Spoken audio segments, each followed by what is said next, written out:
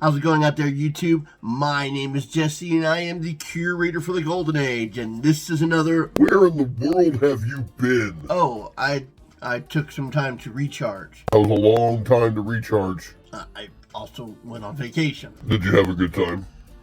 Yeah, not too bad. Went to go visit some family, so that was pretty good. But I am back, I am recharged, and I am ready to start this Lost Heroes of the Golden Age. as if we almost never left. Now, the one we're doing today... You've done this one before. Yeah, but the original review of this was less than 5 minutes. How did you do one that short? It was so long ago, I'm not even sure. But I have the source material now, so now I have done a big review of it, and we're making it part of the Lost Heroes of the Golden Age format. And this was a really weird publication to be doing superheroes, because Fiction House really didn't do that too much. Fiction House, well, they did a lot of Jungle Girls. Do them all right now. I knew you were going to say that. No, they did a lot of Jungle Girls. They did a lot of civilians. They didn't really do superheroes very much. So it was unusual that they did this in their publication. But there was 4 issues, and we've got a full review on it this time. I think I went into a pretty good on explaining who he is. And I hope that this one gives you more information than the first video I did, which that video was done basically off of research, and this one is done with source material. So let's get into Super American on this Lost Heroes of the Golden Age. Super American, real name unknown, first appeared in Fight Comics number 15 in 1941. The publisher is Fiction House, and he's created by Dan Zolenrich. Now, I don't know if it's the pen name or not, but in the very first issue, when you see the name Super American, it says by Jefferson Starr with 2 R's. So I'm thinking that maybe Jefferson Starr is a pen name, because it's definitely not the same one that they present on the Wikipedia page, which some research needs to be done on that one. Anyways, the Super American, it was kind of weird. The publication that he appeared in and how he appeared. Fight Comics from Featured Publications, they really didn't do superheroes. I mean, they had some individuals that were powered, like Power Man and Phantoma, but they were mostly just reviewing people with extraordinary abilities, like spies, pilots, scuba divers, people in the military, what have you. So the idea of them doing a superhero like this was a little out of the norm for them, and he only lasted for 4 issues. Now, the surprising thing about how he premiered in his very first issue, not only was he the featured cover, he was also the featured story. And in the Golden Age, when you presented a new character, they didn't take the cover. You usually had the cover of your most popular character, and your new story would appear somewhere near the middle to the back until it gained popularity, and then would come to the forefront of the comics. But he was the featured cover in his very first issue, and he would take the cover for 3 of his 4 appearances, but would be the featured story for all 4 appearances. Now, the story seemed pretty straightforward for the most part. He's a guy from the future who comes back to the past to help out the U.S. in World War II, which is kind of weird. He comes from the America of the future to help America of the past, which American stores are being invaded by.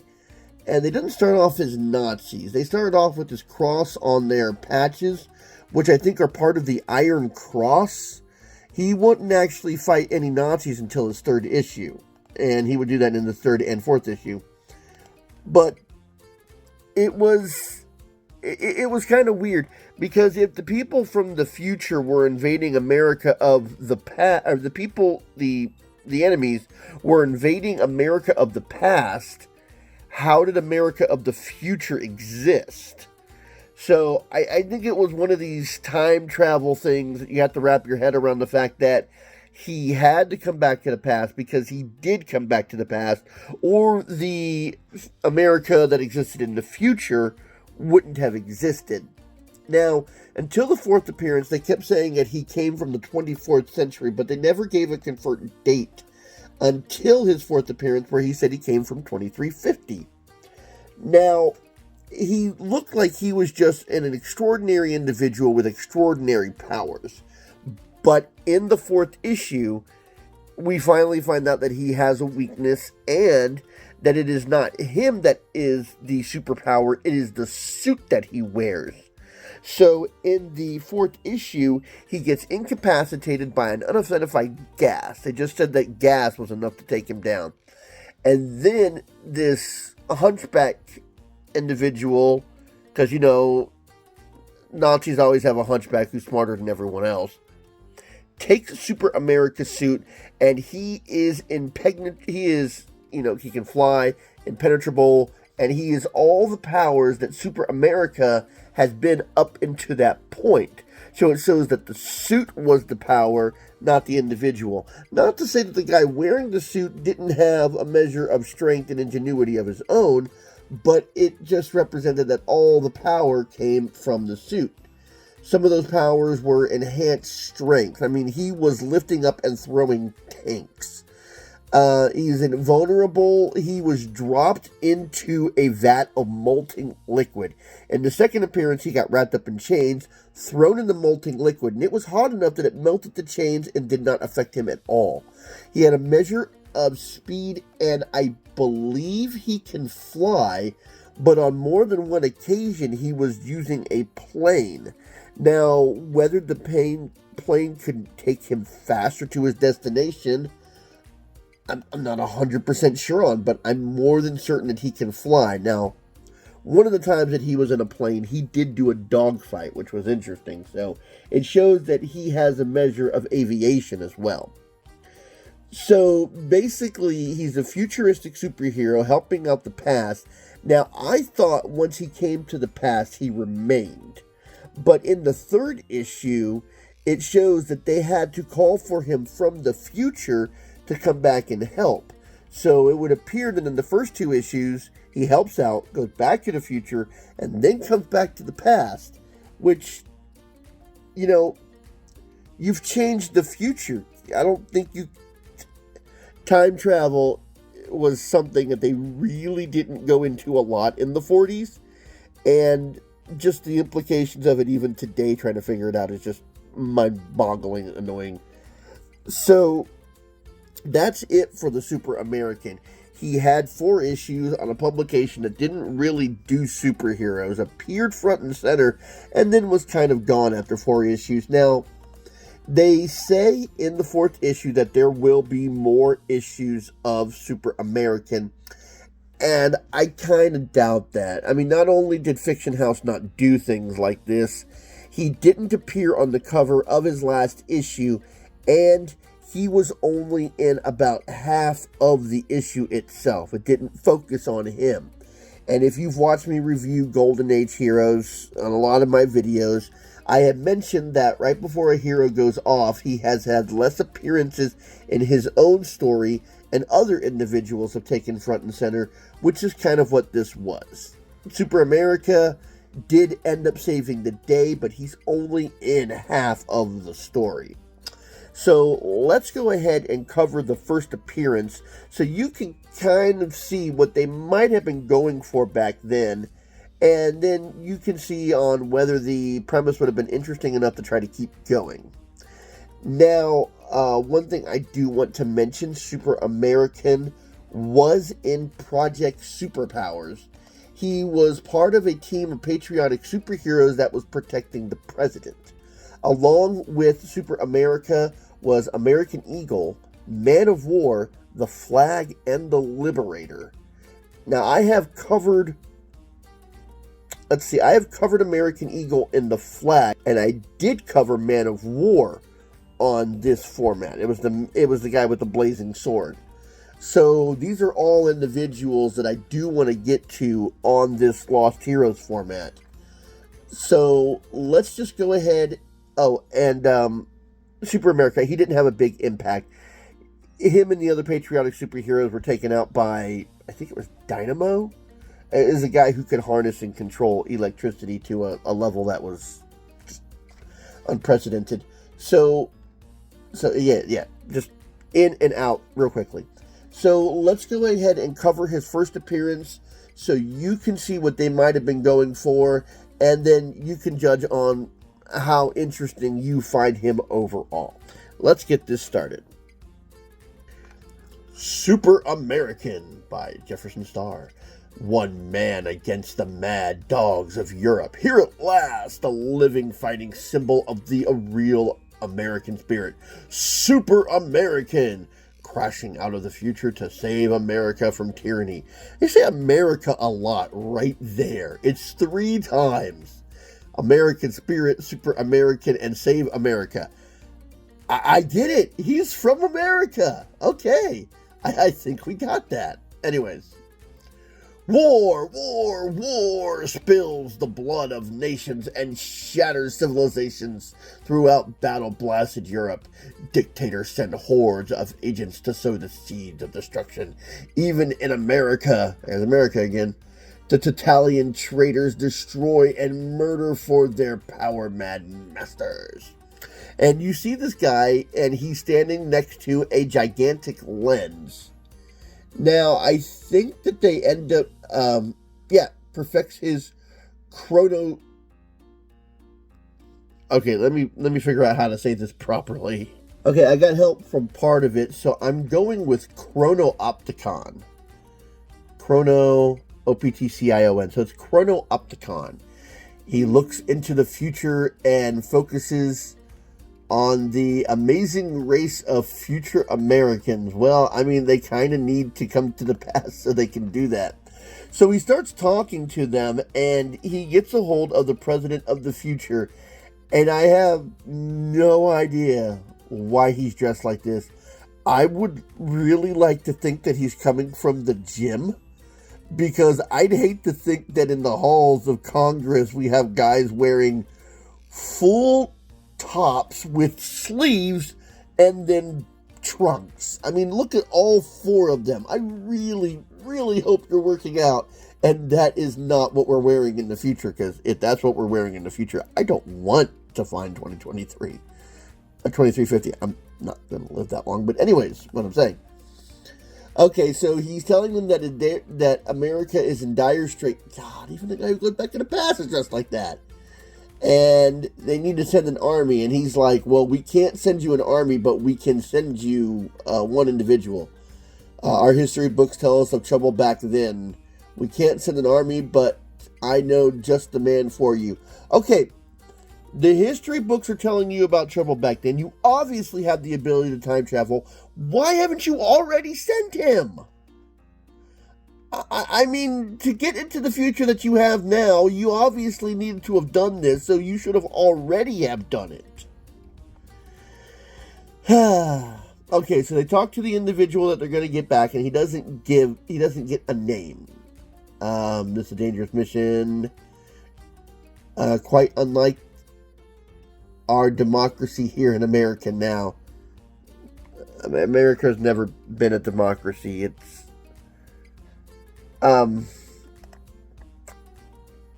what is it that we call America today? Google is your friend. A constitutional republic. That's what we have today. It's looked at as democracy. Okay. So when he enters the chamber, it shows 2350 in the top corner, but it never actually said that was the starting point. I mean, I think it's supposed to represent. I mean, he jumped fast. Look at that. 2350, 22, 2050, 1950, 1941. So he appears in a puff of smoke like a genie. Super American. What a man. Okay. You make today's athletes look like shrimps, and boy, what muscles. Dude, please take your hands off of him. Okay, so as he appears in the past and is obviously enjoying being admired, riots have broken out in Washington. Fifth columnist on the march on the capital. Traitors.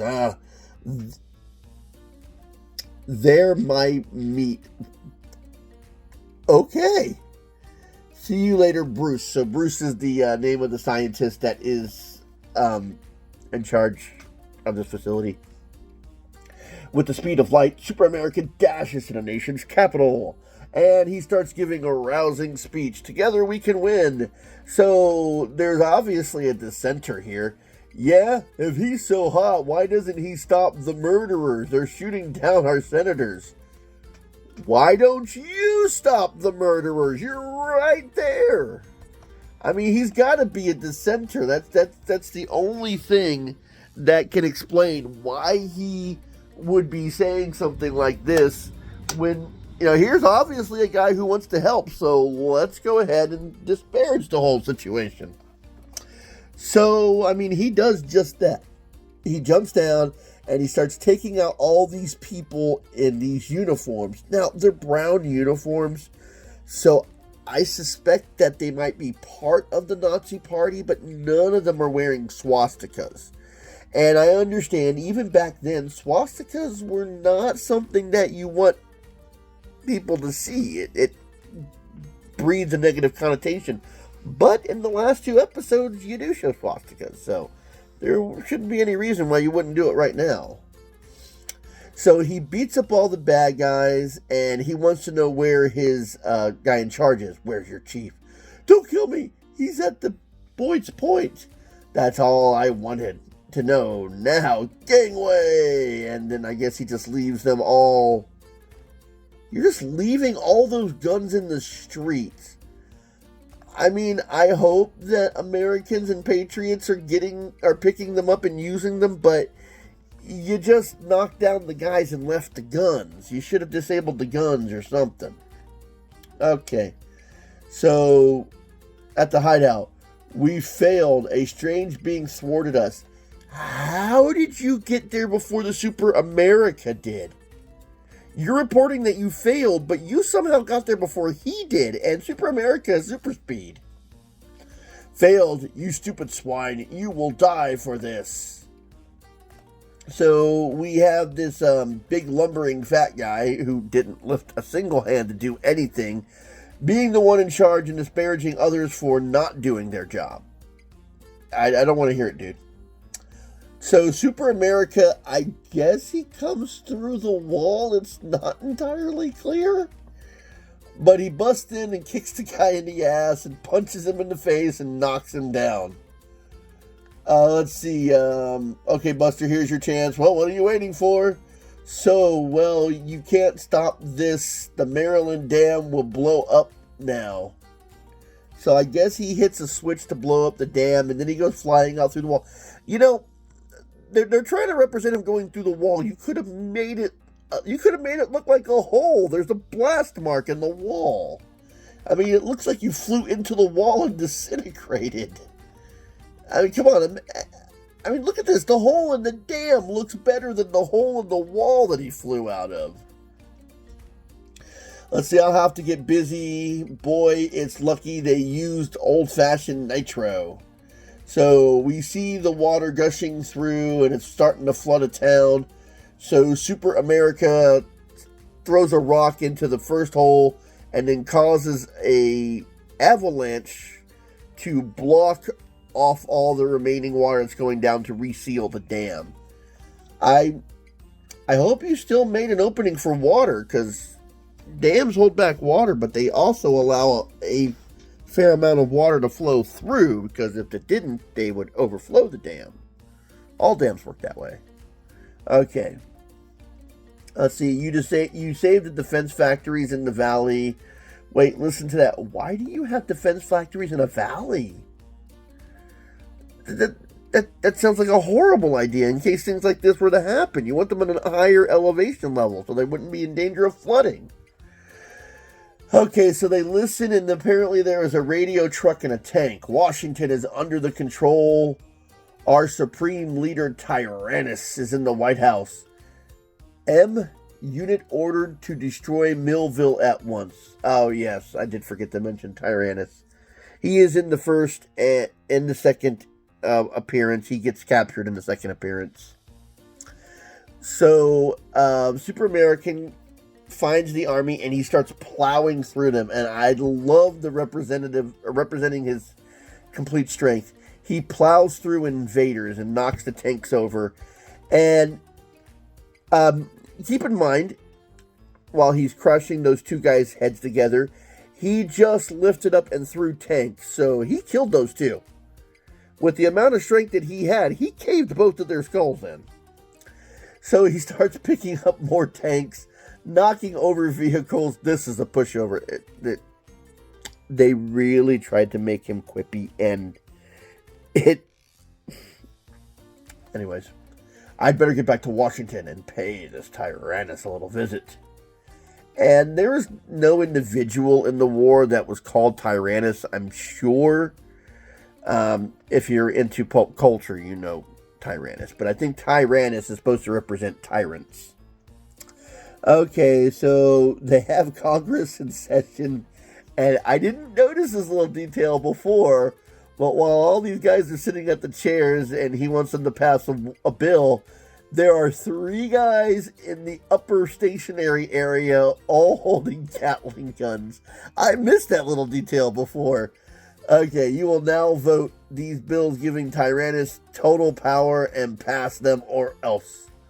Pardon the intrusion, but this all seems a trifle unconstitutional. You think? So, from the rafters, they all turn the Gatling guns on the Super America and start shooting at him. Super America is obviously bulletproof. So he picks up Tyrannus and throws him at the guys in the balcony, knocks over one of them, and jumps up there and grabs the rest of them, using the railing as a weapon and tosses them all to the ground. I'll leave these punks to you, Congressman. I've got work to do. So the congressmen start beating up the guys that Super American just knocked over. That's hilarious. Oh no, it wasn't Tyrannus down there on the floor. It was just Tyrannus is here. At the president's desk, Tyrannus calling all troops, proceed to carry out planned invasion of America, demolish New York City, which they actually do start fighting New York in the 4th issue.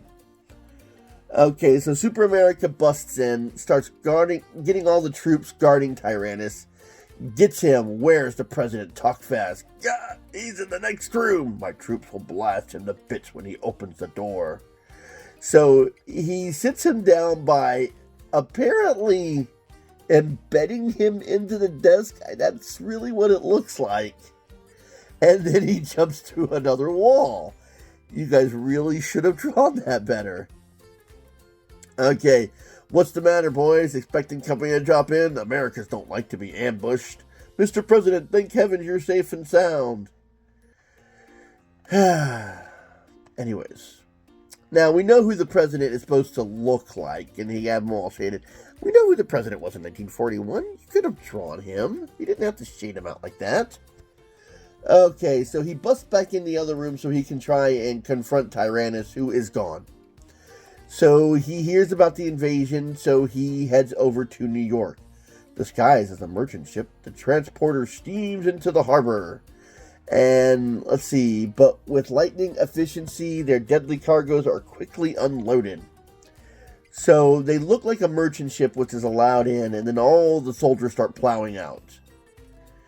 Invasion! Clouds of troops drop on the peaceful city, so you see planes going by, and bombs dropping, and troops flowing in. And Super America shows up and starts making short work of everybody. Here's my ticket. Tanks. Okay, so he moves the train rails so that the trains will block up a city and make a barricade that the tanks can't go through. And he's awful lucky that the trains decided to come through now. So he blocks the roads and he's dismantling the tanks. And okay, now this is the part that confused me. Now there are bombers. They're dropping bombs. The tanks are on the ground. Their troops are on the ground. I mean, you flew the bombers in the beginning and dropped bombs. You can see the buildings being destroyed. And then they deployed the troops and the tanks. Why would you be bombing the city with your troops on the ground? That makes absolutely no sense. Why would you send in your troops and then bomb them? I understand you're bombing the city, but you just dropped the bombs where Super America is because he caught one of them. He is with your troops on the ground, your tanks and your soldiers. You do not bomb the city when your troops are there. I mean, yeah, you're gonna make the expectancy of dropping the city, but you killed all of your soldiers. Who's gonna take over everyone if you killed everybody on the ground? Guns blazing, a plane swoops low to strafe. No, there is no plane in the world, not even back in 1941, who is going to strafe so low that he's flying through skyscrapers. Okay, so he leaps up, he knocks out the pilot and lets the plane to crash, and doesn't seem to care where it's crashing at. Okay, the United States forces arrive and wipe out the rest of the invaders. It seems completely unlikely with all the invasion that's happening. I mean, you got bombers, you got tanks, you got soldiers, you got a port and a harbor that's unloading troops. I mean, anyways, they said it happened, so it happened. Nobody can conquer America if we all stick together. Unity is the strength of democracy. That's not true. Super America pits his strength against the foes of freedom in the next fight comics. And that's Super America. Flashy red outfit, quipping one-liners, stars and stripes trunks, or striped trunks and a star cape. Okay. Well, I hope you liked this video. I hope you learned something about this guy. I know this was actually, I believe this was requested, but like I said, I had done it before, and when I went back and looked at my old review, I wasn't happy with it. So that's why we went ahead and did this one.